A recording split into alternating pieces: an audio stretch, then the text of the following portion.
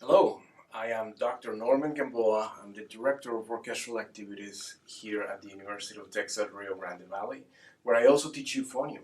So it's a great pleasure for me to talk to you a little bit during this short clinic about the etudes that were selected for this year's auditions for TMEA All-State Band.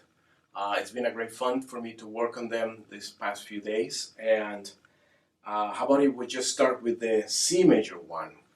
And to begin with, I'm just gonna, first of all, suggest that you select a tempo that is gonna work both for your technique as well for your musicality. It's a tempo that is gonna allow you to speak clearly through your instrument, the articulation is gonna be clear, and also the musicality is gonna be clear, that your phrases are gonna have meaning and they're gonna be enjoyable and beautiful. So for me, the tempo was 102 to the quarter note. You can select any tempo within the range that is given according to what you feel works best for you. Also, I want to encourage you to follow the dynamics that are on the page.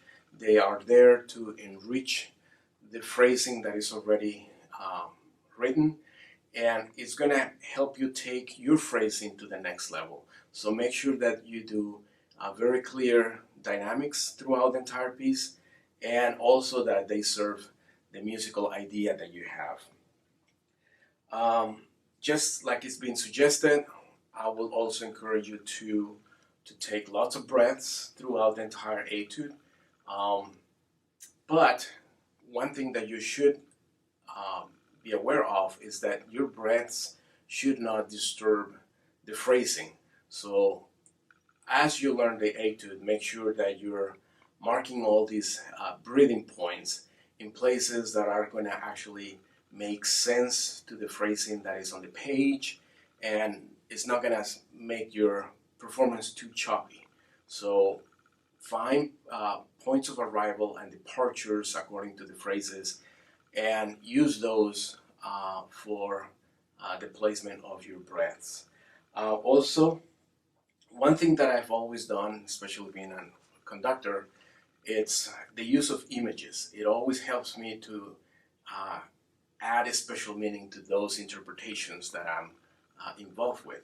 So I would encourage you to do the same. For instance, the very opening, it's a fast-moving section that is in complete contrast to the middle section. It's very lyrical, very melodic, very, very rich and beautiful. And then it goes back to the opening section again, very flashy, very, very fast.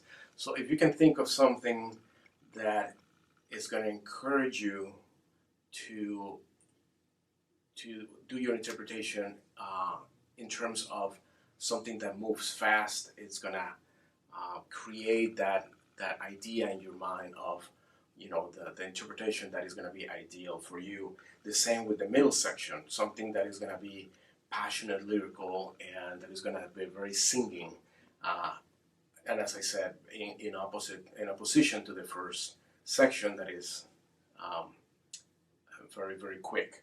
So another thing that I will like to point out is that every time that you have a long sustained note or longer sustained note, that they're not islands, that they're not standing on their own, but they're directed towards what is next. So for instance, the very beginning, instead of just holding that note and then starting a scale, I would encourage you to do that direction that I was just talking about, where you move that concert C towards the 16 notes. So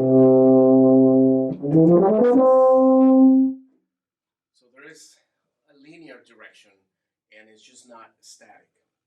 Another part that I found very, very exciting was measures 14 through 17, where you have a variety of articulations. You have accents, you have staccato notes, and here I think it's very important to make that difference between those two types of accents, so they're not all sounding accented or they're not all sounding short. I would advise you that because they're syncopated, the accented notes, that you will leave just a slight space or a slight separation between them, so you get more of this driven feeling towards the bottom of the phrase. And then again, as you approach to the get closer to the end of this etude, make sure to continue taking, if not breath, so you're not running out of energy, and keep that drive going as you get to the final measure.